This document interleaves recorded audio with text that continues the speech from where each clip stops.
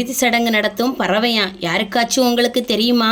நீங்க நினைக்கிறது போல காகம் ஒரு சாதாரண பறவை இல்லை. இதுக்கு என்ன புத்திசாலித்தனம் தெரியும்னு கேட்டா நீங்களே ஷாக் ஆயிடுவீங்க. காகம் மனிதனுக்கு சமமான புரியும் தன்மை உள்ள ஒரு பறவை. இது தன்னை கண்ணாடியில் பார்த்து தன்னைத்தானே அடையாளம் காட்டும் சில பறவைகளுள் இந்த காகமும் ஒன்று.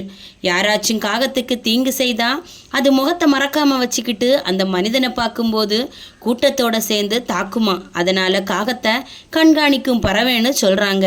ஒரு காகம் இறந்துச்சுன்னா அந்த காகத்தை சுற்றி எல்லா காகமும் கத்திக்கிட்டே இருக்கும். அது என்ன காரணம் நம்மில் பலருக்கும் தெரியாது.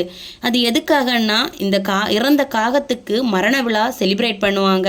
அதுக்கப்புறம் அந்த காகம் எப்படி இறந்துச்சுன்னு கண்டுபிடிக்கிறதுக்காகவும் அது சத்தத்தை எழுப்பி கொண்டே இருக்கும். மனிதர்களை போலவே தரையில் கிடக்கும் குச்சி கம்பிகளை பயன்படுத்தி உணவை எடுக்கவும் சிக்கல்களை தீர்க்கவும் காகம் பயன்படுத்துகிறது.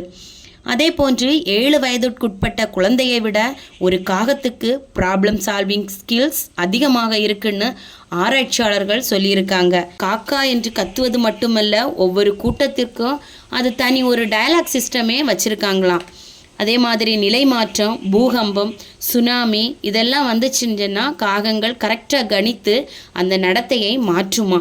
இப்போ நீங்கள் ஒரு காகத்தை பார்த்தீங்கன்னா கண்டிப்பாக அது ஒரு பறவையா இல்லை ஒரு சூப்பர் ஜீனியஸ் ஃப்ரெண்டான்னு யோசிப்பீங்களா?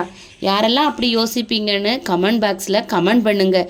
யாருக்கெல்லாம் இந்த வீடியோ பிடிச்சிருக்கோ மறக்காமல் சேனலை லைக் பண்ணிவிட்டு சப்ஸ்கிரைப் பண்ணுங்கள் ஃப்ரெண்ட்ஸ். தேங்க்யூ.